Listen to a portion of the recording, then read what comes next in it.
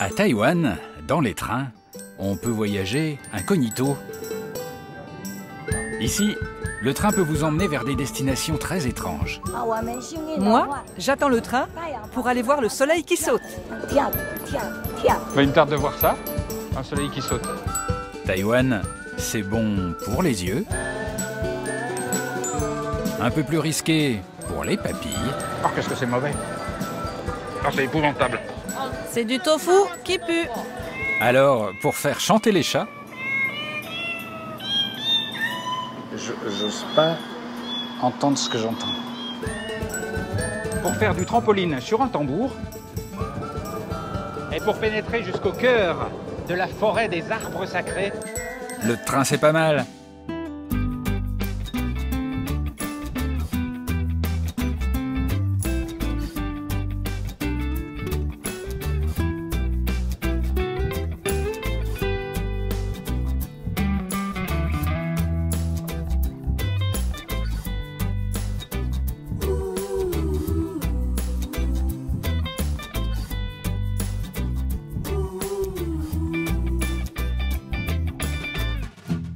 Taïwan. Je me suis toujours demandé à quoi ça pouvait ressembler.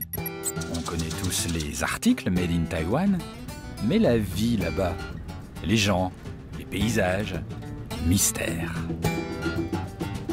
Taïwan, tout d'abord, c'est une île. Une grande île de la taille de la Bretagne, au large de la Chine. Avec un relief particulièrement escarpé, les Portugais l'avaient surnommé Ilha Formosa, la belle île. Sa capitale, c'est Taipei, et c'est là que je vais aller prendre mon premier train. La gare centrale, c'est ce gros bâtiment carré au cœur de la métropole. Plus de 500 000 personnes se croisent ici chaque jour.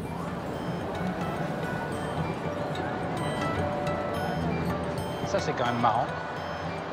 Parce que quand on arrive à la gare de Taipei, on se dit qu'on va tomber sur quelque chose de très organisé, très ordonné. Et en fait, il y a quand même un côté relax.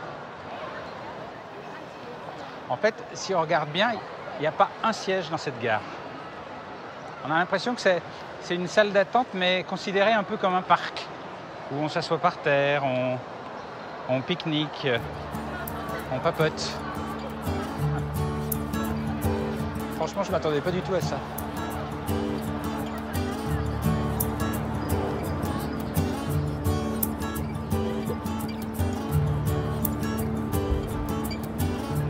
Hello. Bonjour. Bonjour. Pourquoi est-ce qu'il n'y a pas un seul siège? Ça me paraît fou dans une gare aussi immense qui accueille autant de voyageurs, qu'il n'y ait pas une chaise. À la base, ici c'est un grand hall, un lieu de passage. Tu viens pour acheter ton ticket. Tu n'es pas censé rester ici. Mais naturellement, avec le temps, ce hall est devenu un lieu de rendez-vous. Et moi j'aime bien, car en plus il y a la clim. Vous voulez dire que vous êtes donné rendez-vous là, alors que vous ne prenez pas le train? Oui, ce hall de gare est devenu pour les Taïwanais un lieu de rencontre comme un autre. Et comme il est hyper central, c'est très pratique pour se retrouver entre amis. Et tu as remarqué? On est tous assis sur les carrelages noirs. Oui, on ne sait pas pourquoi. Mais on fait comme tout le monde. Mais et alors d'après vous, pourquoi les autres se mettent sur le carrelage noir? Je crois que c'est parce qu'ils ont l'air plus propres que les blancs. Bon, bah, je vais me rapprocher. Tu sais, ici, c'est un endroit où on peut tout faire. On peut manger, discuter, rester longtemps. En fait, personne ne viendra nous embêter. Bah, vous êtes très sympa, je resterai bien avec vous. Mais j'ai un train à prendre. C'est par où les quais? Les trains? Tu vois les panneaux là-bas? C'est par là. Ok. Ciao. Au revoir. Bye. Merci. Ciao.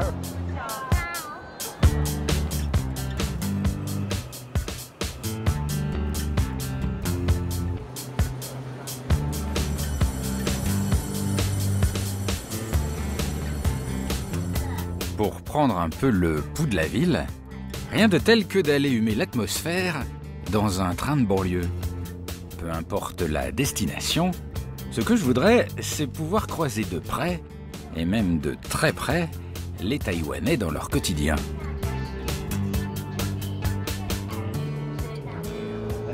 Ni hao. Bonjour. Je le sors là. Écoutez, vous avez des très très jolis masques. Merci. Alors c'est un masque très travaillé avec des petites broderies dessus. Qui est-ce qui a fait ça? C'est un petit motif sympa que j'ai brodé sur le masque. Ça le personnalise. L'avantage de ce masque, c'est que celui-ci, je peux le laver et le réutiliser, contrairement au masque jetable. Et ça passe en machine? Mais non, lavage à la main, ça suffit. Pourquoi est-ce que vous mettez... Excusez-moi pour la question, ça va vous paraître idiot peut-être, mais pourquoi vous mettez des masques comme ça? C'est à cause de la qualité de l'air et aussi des virus qui pourraient être présents dans les lieux publics. Ça me protège, notamment de la grippe. Et vous le portez tous les jours comme ça? Non, non, je le porte surtout dans les endroits publics comme ici, le train. Et vous aussi? C'est pour la même raison? Oui, elle a raison. Et moi, je le porte aussi à cause de la pollution de l'air. Alors moi je trouve que quand même le masque il y a un très gros inconvénient. Je ne vois pas trop lequel, parce que ça évite de contaminer les autres et de transmettre ces virus. Ça évite d'en attraper. Et ça évite aussi de recevoir les postillons des personnes qui nous parlent.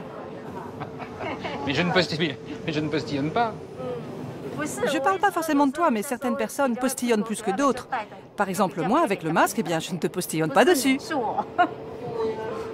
Ben moi, je trouve que l'inconvénient majeur, c'est que je ne vois pas votre sourire. Donc je ne sais pas si vous me souriez ou si vous n'êtes pas contente que je vous parle en fait.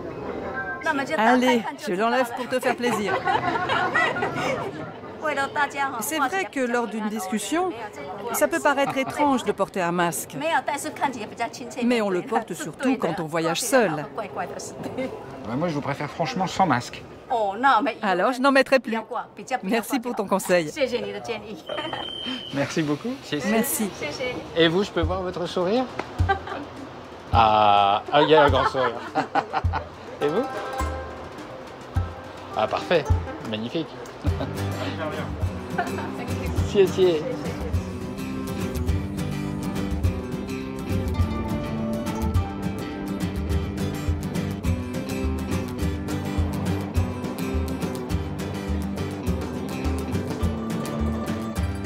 Taipei, c'est une drôle de capitale. Car la question, c'est capitale de quoi? Taïwan a un statut ambigu. C'est un État souverain démocratique, avec sa monnaie, son gouvernement élu, et dont le nom officiel est République de Chine. Mais pour la Chine de Pékin à la République populaire de Chine, Taïwan fait partie de son territoire.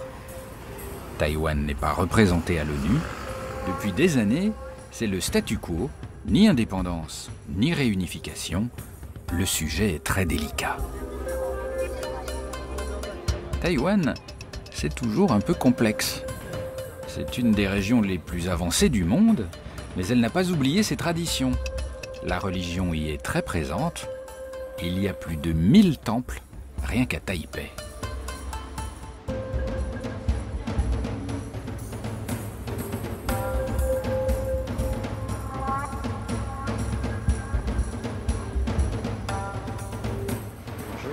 Allô? Je peux vous parler? Oui. Qui est-ce que vous venez prier là? Je viens prier le vieillard sous la lune pour voir s'il peut m'aider à trouver un petit ami. Le vieillard sous la lune, c'est lequel? C'est lui. À Taïwan, il est réputé pour être très fort dans le domaine de l'amour. Il peut t'aider à trouver ton âme sœur. Et qu'est-ce qu'il sait faire de particulier? Est-ce qu'il connaît votre petit ami éventuel? Il faut poser ses conditions, dire quel genre de personne on aime, et lui va trouver la personne qui correspond le mieux à tes attentes. Moi, par exemple, je n'ai pas de grandes exigences. Je n'ai pas de critères particuliers. Je veux simplement un homme qui soit sur la même longueur d'onde que moi. Et alors comment ça marche? C'est-à-dire qu'à partir du moment où vous lui avez dit un peu qui vous cherchez, comment est-ce qu'il va vous dire où se trouve cette personne? Comment ça se passe? En fait, il favorise les rencontres. Il fait en sorte que les âmes sœurs se rencontrent. En clair, il force le destin. Et vous êtes célibataire aussi? Oui, moi aussi.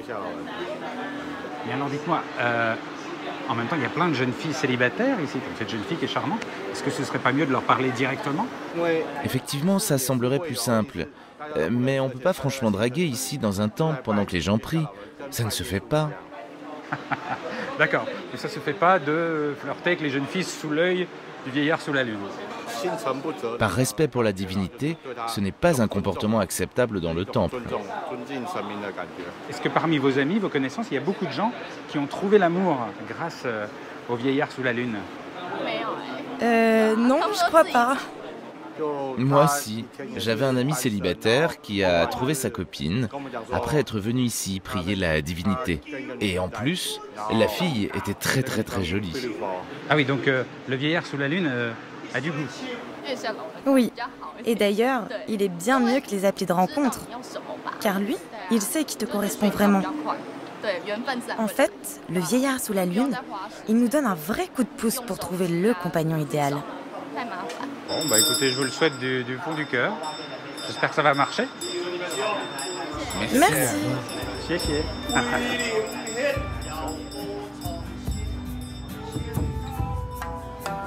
Il y a deux Taipei. La Taipei de jour, un peu grise, et la Taipei de nuit, qui tout à coup prend 1000 couleurs. C'est comme une métamorphose, un festival de lumière, d'enseignes de toutes sortes.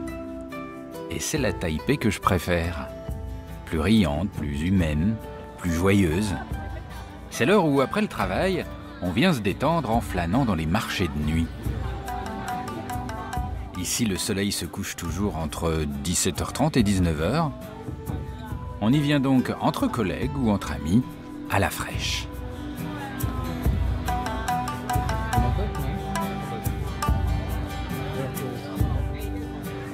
Le truc, c'est qu'ici, c'est très difficile de savoir ce qu'on mange. C'est un peu abstrait. Bonjour, ni hao. Bonjour. Qu'est-ce que c'est qui... Oh là là, mais ça sent très fort, là, c'est bizarre. C'est bizarre, cette odeur. Qu'est-ce que c'est? Ben, c'est du tofu qui pue. J'adore. Bon, moi, c'est clair. Donc, c'est un tofu qui pue. Et pourquoi est-ce qu'il pue? Le tofu, c'est du soja fermenté. Est-ce que l'odeur est à la hauteur de la saveur? Ah ouais, ici on adore ça. Tu veux goûter? Mais oui, je veux essayer. Allez, c'est parti. Alors, je goûte parce que j'ai une vieille expérience forgée dans le nord de la France où j'ai beaucoup goûté au maroilles. Et le maroilles, ça sent très mauvais, mais c'est très bon. Donc, je me dis toujours que c'est pas parce que ça sent mauvais que c'est mauvais. Alors, c'est gélatineux, glissant et puant. Le tofu qui pue, c'est fait de manière artisanale. Chaque tofu puant est fait à la main. Et chacun a un goût très spécial. Attention, expérience tofu puant.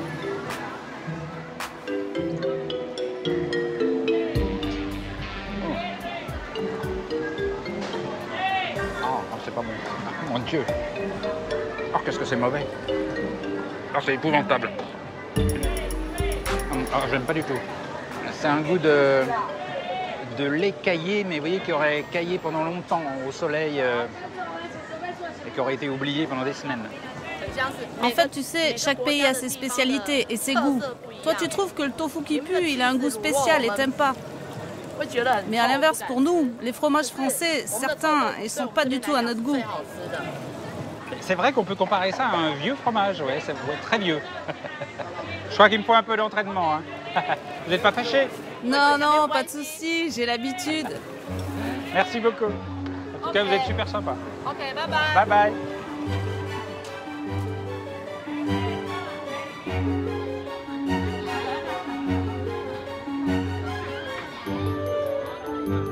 Le marché de nuit de Taipei est donc une véritable expédition pour les papilles. Mais pour les yeux et pour le spectacle, on m'a conseillé une autre aventure.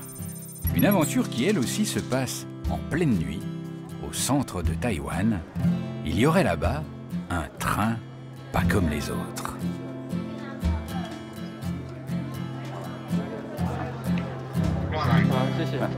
Merci. Alors, celui-là, ce train, il est vraiment pas comme les autres. Il est extrêmement pas comme les autres parce que, pas pour des raisons techniques, mais à cause de son horaire. Là, l'air de rien, il est quand même 4h15 du matin.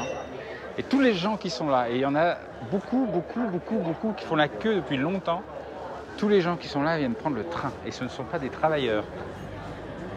Qu'est-ce que vous faites là à cette heure-ci? C'est pas raisonnable comme horaire. On est très pressé d'aller voir le soleil se lever. Vous venez prendre un train en pleine nuit pour aller voir un lever de soleil? Juste pour ça? Ah oui, le train t'évite de monter la montagne à pied. Parce que c'est bien trop fatigant. Mais alors, il doit être exceptionnel ce lever de soleil pour qu'il y ait autant de monde qui accepte de se lever à ces horaires impossibles. Franchement, oui, c'est beau. Et quand tu le verras se lever à travers les montagnes, tu auras peut-être l'impression que le soleil saute.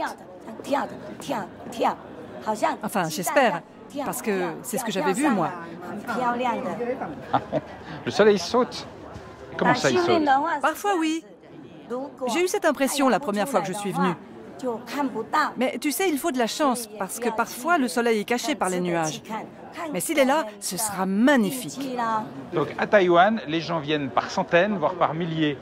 À 4h du matin, un soleil qui saute. Oui, c'est très connu. Tout le monde sait qu'à Alishan, le lever du soleil, c'est toujours un grand moment. C'est une merveille de notre île. Bon, ok. Ben, une tarte de voir ça. Un soleil qui saute.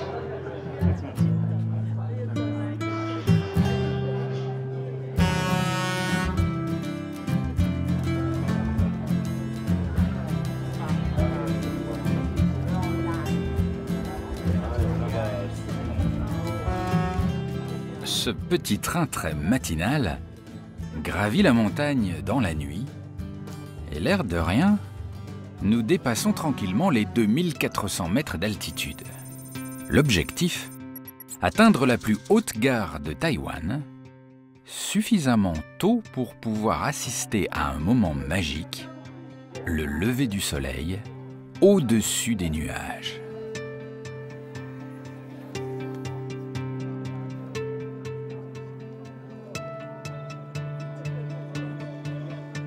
Le voilà.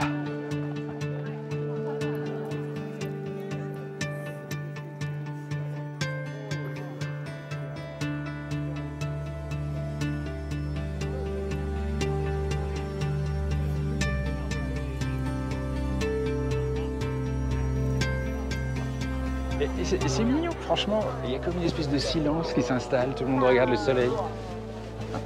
C'est un petit moment de communion, c'est sympa. C'est voilà.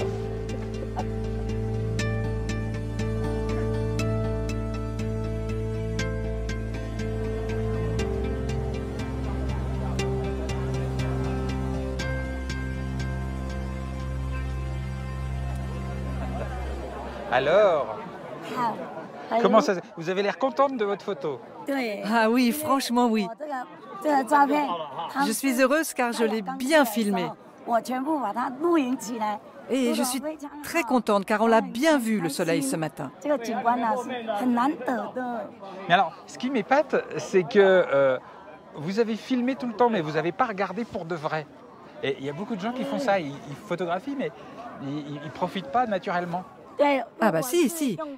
Je regardais via mon téléphone. Donc je contrôlais la vidéo. Parce que le soleil, il ne faut pas le regarder directement. Car quand les rayons sortent, ça peut faire mal aux yeux. Du coup, je regarde au travers de l'écran. Et parce que j'avais oublié mes lunettes de soleil. Ah d'accord. Vous m'aviez dit tout à l'heure sur le quai que le soleil, il allait sauter comme ça. J'ai rien vu.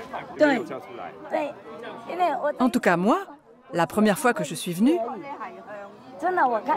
ça m'a fait cet effet-là. Comme de voir le soleil sauter. Mais bon, peut-être parce que c'était ma première fois et que j'étais toute contente.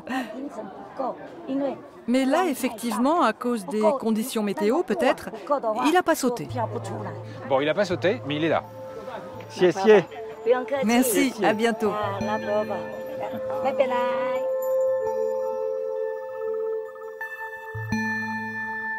Une fois le soleil levé, le paysage est splendide. Nous sommes à la fois dans une montagne très escarpée et en pleine forêt, la forêt d'Alishan.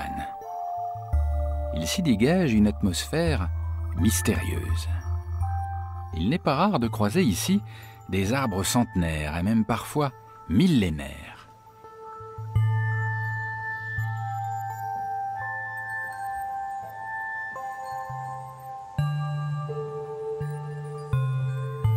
La petite voie ferrée qui mène au lever du soleil servait autrefois à l'exploitation forestière. Elle fut construite par les Japonais qui occupèrent l'île jusqu'en 1945. Elle est aujourd'hui amoureusement entretenue.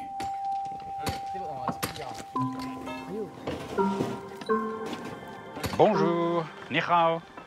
Bonjour. Eh, bonjour. Ah bah, vous êtes en plein boom là. Qu'est-ce que vous faites exactement là? On change la traverse. Et pourquoi vous changez cette traverse là? Tu sais, ici on est en montagne. Il pleut beaucoup et c'est humide alors. Le bois des traverses pourrit très rapidement. C'est vrai qu'elle est bien fichue celle-là, c'est tout vermoulu. Faut les changer vraiment souvent? Oui, à peu près tous les 2-3 ans. Et comme la ligne est grande et qu'il y a beaucoup de traverses, eh bien on en remplace presque tous les jours. Ah oui, donc ça n'arrête pas, ces changements de traverse non-stop. Mais alors moi, il y a un truc qui m'épate, c'est beaucoup de travail, c'est beaucoup d'entretien, juste pour que les gens aillent voir le lever du soleil une fois par jour. Ça me paraît fou. Ce n'est pas si dur. Au contraire, tu sais, nous on est très fiers. Car faire vivre cette ligne, c'est très important, notamment pour que les visiteurs puissent aller profiter du lever du soleil. C'est un moment unique.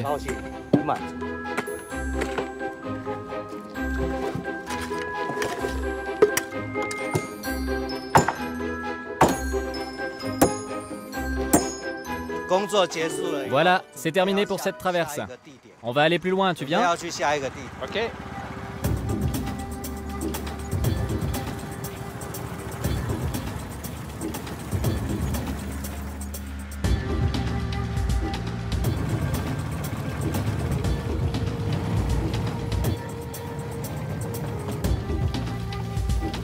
C'est vraiment chouette et c'est une belle balade. Je trouve que c'est une façon extrêmement bucolique de visiter une forêt. C'est pas faux. En plus, ici, l'air est pur et il y a un bon climat. C'est sympa. On est à l'air libre et on sent les odeurs de la forêt. Qu'est-ce que ça sent? C'est le pin? C'est quoi? Ce sont des cyprès rouges de Taïwan. Et certains ici ont plusieurs milliers d'années. Par exemple, celui-là, c'est un arbre très ancien. Celui-là, là, il a quel âge? Il a 1400 ans environ. Ah ouais, il est énorme. C'est dingue. Si tu veux, là, il y a mes 2 arbres préférés. Ce sont 2 arbres sacrés millénaires. Ils ne sont pas très connus. Tu veux qu'on s'arrête? Là, juste là? Oui, oui, juste là. Allez, on s'arrête. On y va.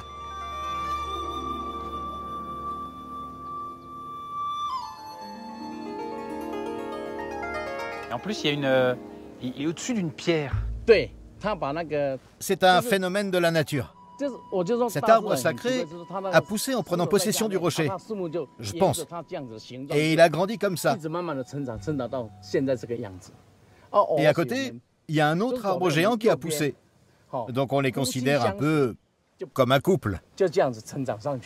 Et qui est le mari et qui est l'épouse? Je sais pas, mais en général, on dit que le plus gros, c'est le mari. Et le plus fin, c'est la femme. Donc, celui qui est à gauche avec le rocher, bah, ce serait l'homme. Ah ouais? C'est pas facile, hein? En tout cas, ils sont bien tous les deux là, c'est magnifique.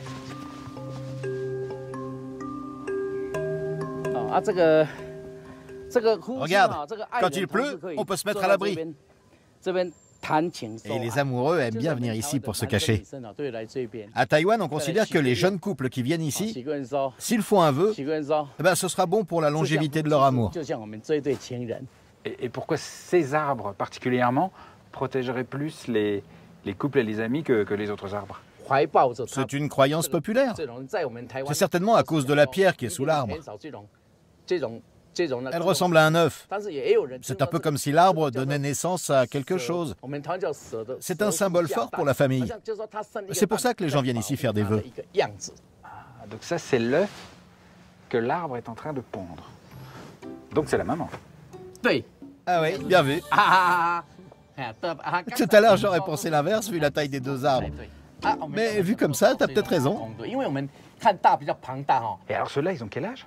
Plus de 2000 ans. 2000 ans, c'est dingue, c'est inimaginable comme durée de vie. Peut-être qu'ils ils sont nés avant le Christ. C'est fou, et ils sont toujours là. À Taïwan, quand un arbre approche les 2000 ans, on le considère comme sacré. Ils vont vivre combien de temps encore, vous pensez? Longtemps, je pense. Car eux, ils sont en bonne santé. C'est pour ça aussi qu'ils sont symbole de longévité dans les rapports humains. Eh ben, merci beaucoup, formidable. Voilà. Et du coup, notre amitié, elle va durer longtemps, là, si on est béni par cet arbre. Ah oui, j'espère. Aussi longtemps que les arbres.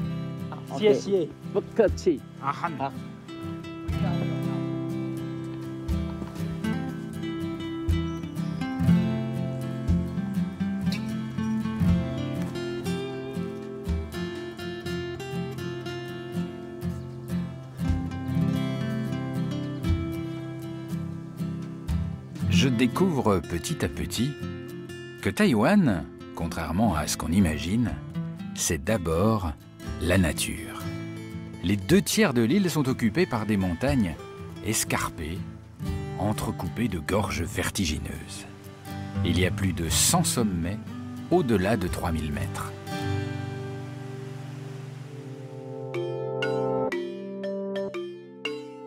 Plus bas, dans les plaines, des rizières à l'infini.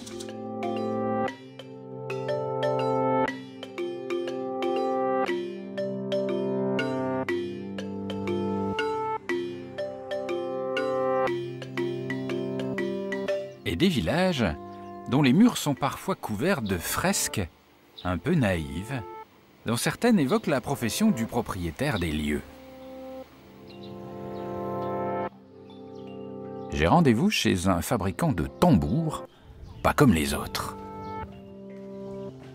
Ah, dis donc. Ah, il y a une ambiance ici, hein. Oui, c'est mon atelier. C'est là que je fabrique tous les tambours. Et ça fait une trentaine d'années que je travaille ici. Mon père le faisait aussi avant. Ah, c'est beau. Ce que j'aime bien, c'est les pots de tambour, là. C'est quoi comme pot? C'est du buffle. Et alors celui-là, il est énorme, celui-là. Oui, c'est vrai. Il fait environ 1,08 m de diamètre. C'est un tambour qui sera utilisé dans un temple par des moines bouddhistes lors des lectures de mantras. On a le droit de taper déjà un peu? Ok. Oui, oui. Oh, il a un bon son déjà. J'adore le gros son comme ça, c'est super. Et là, il est bien pour vous, là, il est parfait? Non, pas du tout. Il faut que j'accorde le tambour, que je monte un peu la note. Et pour bien l'accorder, il faut tendre la peau petit à petit. Et comment vous faites? Bah, je vais te montrer.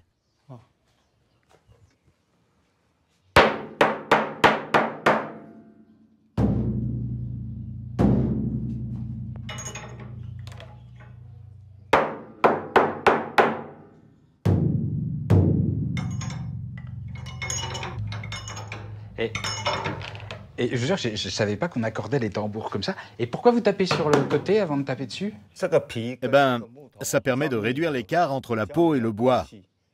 Et s'il y a trop d'espace, on obtient des sons et des réactions non voulues.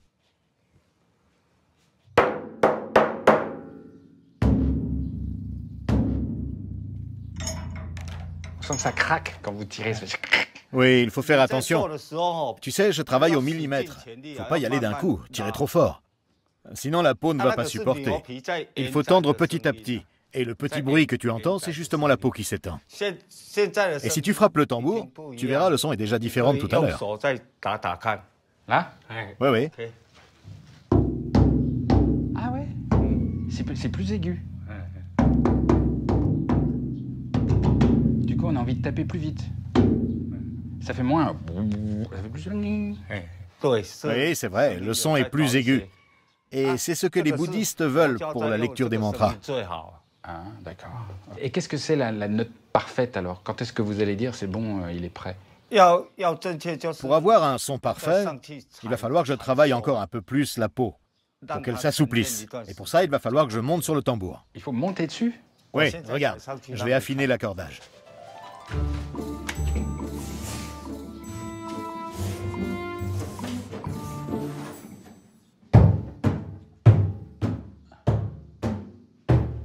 Et qu'est-ce que vous faites là exactement?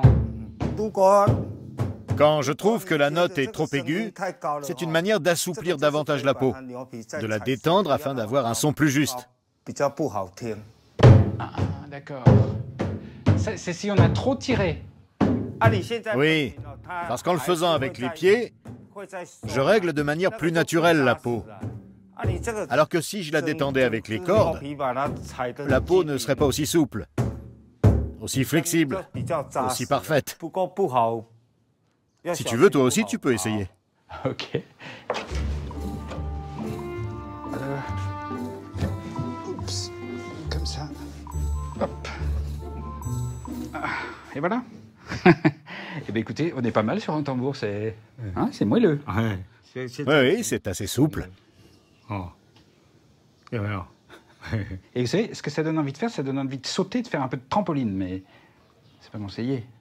Ah non, non, on va pas faire du trampoline. Ce qu'on va faire, c'est qu'on va tapoter un peu avec nos pieds pour finir d'accorder le tambour. D'accord.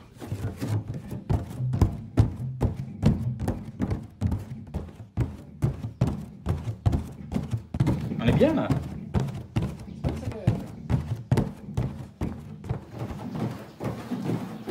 En fait, vous savez quoi, il y a un côté sensuel.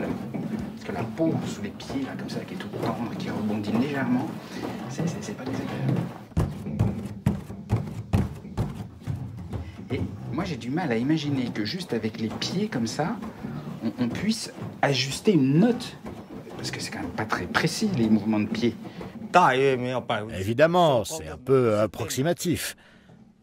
Parce que c'est sensuel. C'est pas un truc informatique réglé par l'ordinateur. C'est du ressenti. Ok, bon. Eh ben, Lido, j'aurais appris des trucs. Hein. Ouais, je vais descendre. Attends, je vais descendre en premier, comme ça je pourrais t'aider.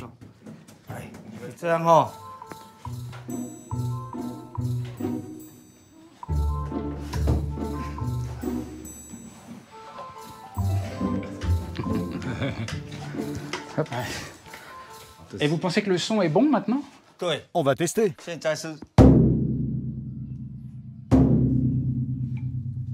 Parfait. C'est vrai qu'il a repris de l'ampleur là du coup.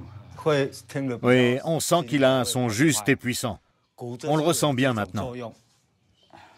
Le tambour, c'est ce son qu'il doit avoir. Merci beaucoup, c'était super. Merci.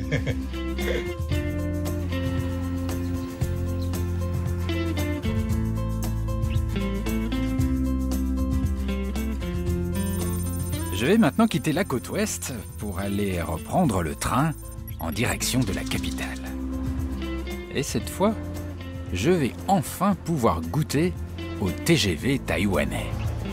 C'est pour moi peut-être l'un des plus beaux trains rapides du monde. J'adore sa tête futuriste, mais futuriste un peu vintage, façon retour vers le futur, avec de grosses moustaches oranges.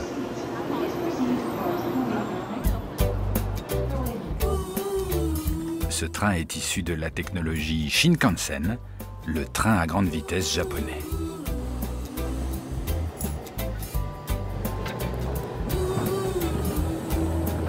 On reconnaît l'esprit des Shinkansen japonais parce que c'est large. Là par exemple il y a 3 sièges côte à côte et puis 2 à droite. Et puis surtout ces gros hublots qui donnent l'impression d'être dans un bateau.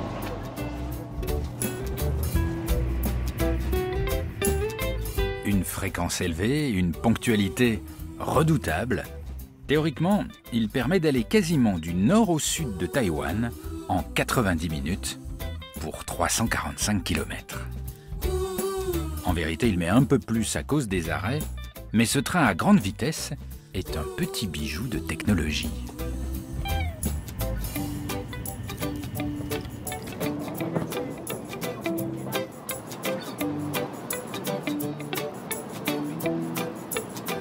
Me voilà de retour à Taipei, la capitale. Cette ville très étendue est incroyable.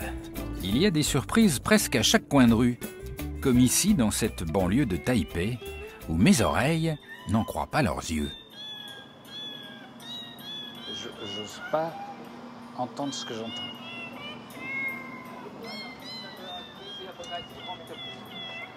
Bonjour, hello, ni hao. Bonjour, bienvenue. Qu'est-ce que c'est la musique qu'on entend là? C'est une musique de chat. C'est une belle mélodie, plutôt joyeuse, non?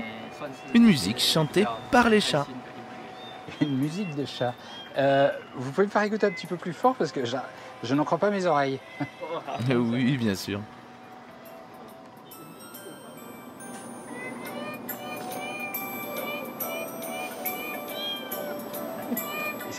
C'est quoi? C'est des chats qui miaulent? En fait, là, c'est un chant traditionnel pour le Nouvel An chinois. Sauf qu'on l'a fait chantonner par des chats. Par des miaulements de chats. Mais c'est des vrais chats? Je sais pas, mais je pense que c'est un mix entre des vrais miaulements et des miaulements créés numériquement. Est-ce que vous trouvez ça beau? Je sais pas si on peut dire que c'est beau musicalement, mais en tout cas ça attire les clients et ça les fait rentrer dans mon magasin. Ah bah c'est réussi, parce que moi je suis entré direct. Et alors est-ce que les vrais chats sont sensibles aux chants de chats? Ah non, pas du tout. Ils s'en fichent totalement. En revanche, les Taïwanais, eux, ils adorent. Allez, viens voir ma boutique, c'est spécial chat.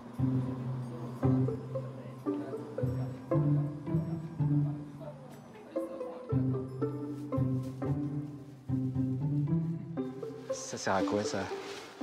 C'est une boule anti-stress. Tu malaxes le ventre du chat et ça te détend. Ah ouais, c'est vrai, ça fait du bien. De malaxer le ventre de son gros chat. En fait, tous les produits de mon magasin sont designés pour avoir une petite touche chat. Ah, je vois un truc très bien. C'est le chapeau melon chat. Élégance du chapeau melon, présence du chat. Ah, c'est pas mal ça. Ah oui, tu es très beau. Tiens, regarde, j'ai ça aussi. Ah oui, la pâte de chat masseuse. Ouais, très utile aussi. Tout est possible à Taïwan. Hein. Est-ce que les Taïwanais sont pas un peu fous avec les chats? Ah, c'est vrai, tu as peut-être un peu raison. Mais tu sais, en chinois, il y a un proverbe qui dit que les chats attirent la richesse. Donc, on se doit d'être gentil avec les chats.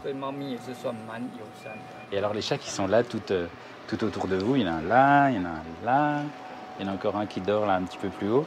Est-ce que tous ces chats vous ont rendu riches et heureux? Ouais, exactement. Et le fait d'avoir des chats, ça attire les clients, donc c'est bon pour le business. Mais moi, en plus, j'adore les chats. Alors rien que d'être avec eux, je suis heureux. Et riche? Ouais, peut-être. Mais le plus important, c'est de se sentir bien et d'être heureux. Merci beaucoup. Xie. Taipei, vu avec mon œil d'occidental, ça paraît un peu brouillon. Tout semble mêlé, il y a des autoroutes sur 3 étages qui passent au cœur de la ville.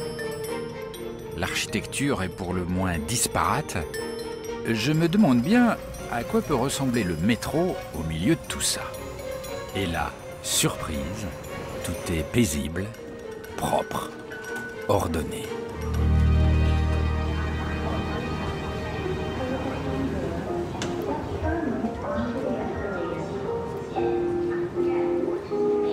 Ça, j'adore.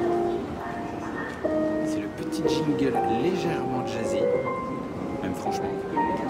Annonce l'arrivée du train, comme ça, tout en douceur. Le train comme une joyeuse nouvelle apaisante.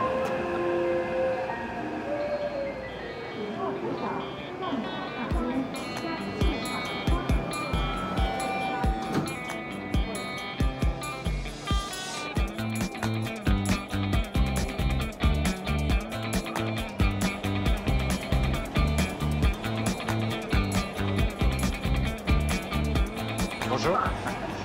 Bonjour. Il est impeccable ce métro, il est super propre. Ah oui, c'est vrai. C'est peut-être parce qu'il est strictement interdit de manger et de boire dans toute l'enceinte du métro. Ah, c'est interdit de manger? Même un petit chewing-gum? Ah non, rien. Non, c'est pour ça que c'est propre. Et puis d'ailleurs, si tu mâches un chewing-gum, tu pourrais avoir une amende et tu peux même te faire dénoncer. Non. Vous voulez dire... Attendez, parce que moi je disais ça pour rire. Hein. Si on mange un chewing-gum, un autre passager peut vous dénoncer? Oui, c'est la règle ici. Et alors qu'est-ce qu'on risque si on est dénoncé, pris en flagrant délit de chewing-gum? Moi, ça ne m'est jamais arrivé, mais si tu manges dans le métro, je pense que tu auras d'abord un rappel à la loi, une remontrance de la part des contrôleurs. Après, si tu persistes, alors il y a des chances pour que tu aies une amende. Dénoncer les gens qui commettent une faute dans la société taïwanaise, ça se trouve ailleurs. Il y a d'autres cas où on peut dénoncer comme ça les gens qui font des bêtises? Oui, bien sûr. Il y en a même qui se spécialisent dans la dénonciation. Dans la rue, par exemple, ils peuvent prendre en photo des personnes qui ne respectent pas les lois ou le code de la route. Et tu peux même obtenir des récompenses pour cela. D'ailleurs, la plupart des voitures sont équipées de caméras à l'avant et en cas d'accident ou de problème de circulation, que tu sois responsable, victime ou tout simplement témoin, tu peux fournir les images à la police. Et alors, vous me dites, il y a des gens qui sont spécialisés dans la dénonciation de ceux qui font des fautes. Qu'est-ce que vous voulez dire par spécialisés? Ils font que ça? Oui, certaines personnes le font. Mais c'est aussi parce que les forces de police ne sont pas assez nombreuses pour maintenir l'ordre.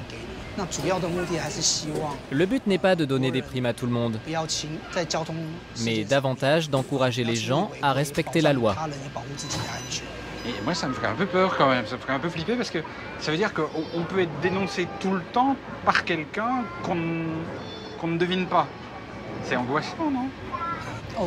Ben non, car si tu te comportes bien et que tu respectes la loi, alors tu n'as aucun souci à te faire.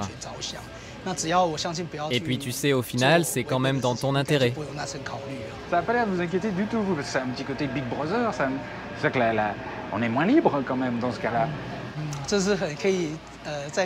Oui, on pourrait discuter beaucoup de ce sujet. Mais depuis 40 ans que je vis ici, tout cet aspect de contrôle, moi j'y suis habitué. C'est même quelque chose de naturel pour moi. Tu sais, en Asie, c'est peut-être plus culturel. Car ici, tu respectes les règles. Mais on respecte aussi beaucoup les autres. Gros débat. Merci beaucoup. Merci beaucoup. Merci beaucoup.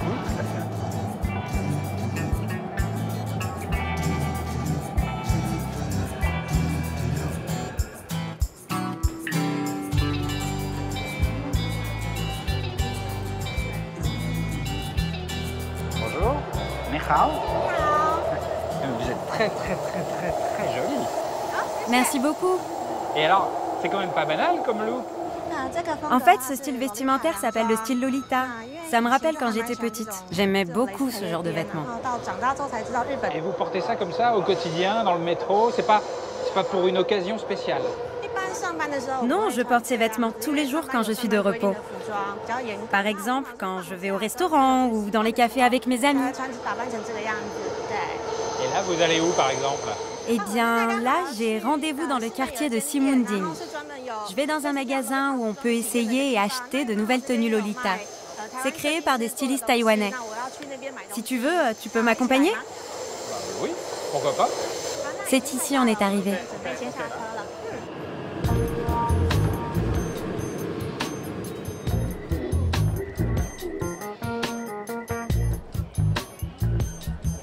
J'accepte l'invitation avec plaisir. Ah mais j'avais pas vu l'ombrelle. C'est mignon. Et me voilà transporté dans un quartier branché où la jeunesse se retrouve, tendance, moderne et pop.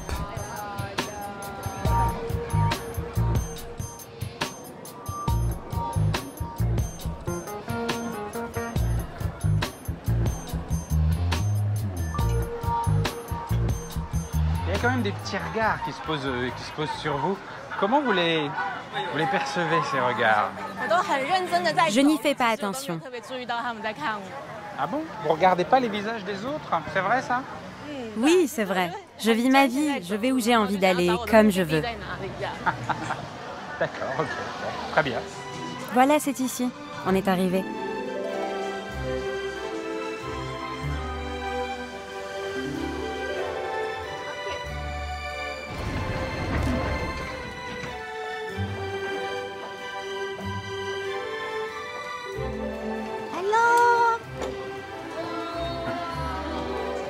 Oh là là! Bonjour, ni hao. Bonjour. Bonjour. Bonjour. Je sais pas comment décrire. C'est le royaume des fées ici. C'est une petite boutique où on peut acheter des vêtements Lolita. C'est extraordinaire. Bonjour, bonjour. Ni hao. Bonjour. Bonjour. Bonjour. Ah, vous êtes un garçon. Non, avant j'étais un garçon, mais plus maintenant. D'accord. Et qu'est-ce qui vous plaît alors dans cette tenue? Pourquoi vous vous sentez bien dans cet habit? J'aime porter ce genre de vêtements parce qu'ils me transportent dans un autre univers. Et on peut porter ce que l'on a envie de porter sans se soucier des qu'en dira-t-on. Et puis le style Lolita, c'est très artistique, c'est élaboré, et c'est ça qui me plaît. Bon, et vous alors, Pourquoi vous avez envie de vous habiller comme ça? Je n'ai pas d'explication. J'aime beaucoup ce style vestimentaire. Je m'y sens bien dedans. C'est pour ça que je m'habille comme ça.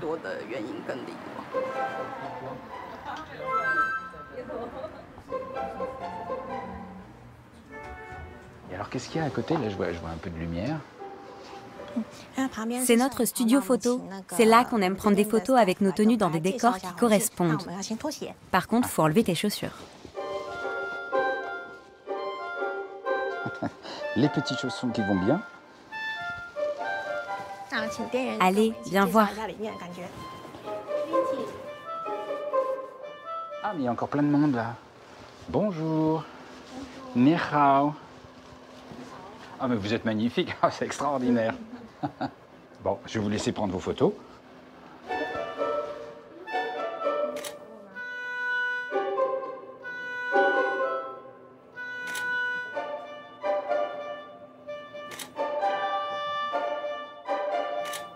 Et comment vous les trouvez? Plutôt jolie. J'aime bien leur tenue et leur pose. Tout est bien mis en valeur. Et alors, quel est le petit détail qui vous paraît particulièrement réussi dans leur tenue? Ce sont surtout les motifs qui me plaisent. Parce que tu sais, ces tenues sont tout simplement uniques, designées par un styliste. Et ce que j'aime, c'est le corset. J'adore, car tout le monde n'en porte pas. Et alors vous allez faire des photos?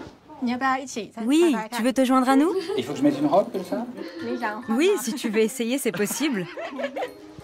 La photo, je suis d'accord, la robe, il faut un petit temps de réflexion. J'ai peur que le corset soit un peu juste.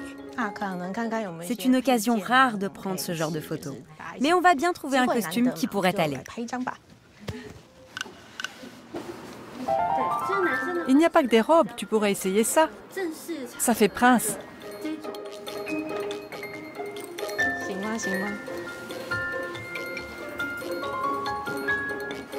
Ah, mais c'est impossible. Je pense que c'est trop petit. Oui, effectivement, peut-être un peu. Je pense que vous rêvez. Et c'est celle-là. C'est impossible, je vais les déchirer. Il faut être japonais, taille S. Je pense que c'est un peu court, non?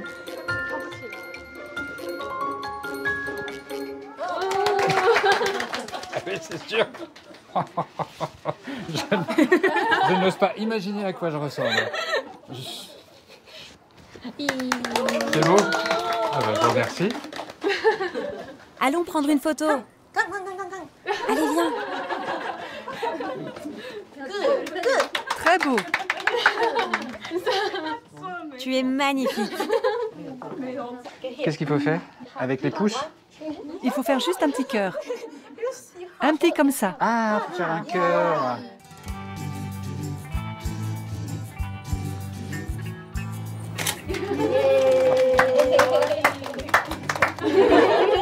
Je suis pas sûr que je sois aussi courageux que vous pour sortir dans la rue comme ça.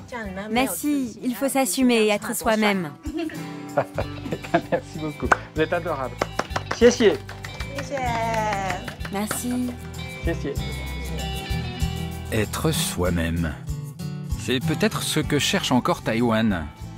L'histoire récente de cette terre est tellement complexe, bouleversée, entre la domination des Japonais jusqu'en 1945, la Chine populaire qui revendique toujours ce territoire, mais aussi un développement économique exceptionnel avec un niveau de vie comparable à celui de l'Europe, il est très difficile de savoir ce qu'est vraiment Taïwan. La seule chose évidente, certaine, ce que j'ai trouvé partout sur cette île, c'est tout simplement l'incroyable chaleur humaine de ses habitants. Ici, l'attention portée à l'autre est chose naturelle. L'accueil, la gentillesse sont exceptionnels. Je crois bien que finalement, le vrai Made in Taïwan est dans les cœurs.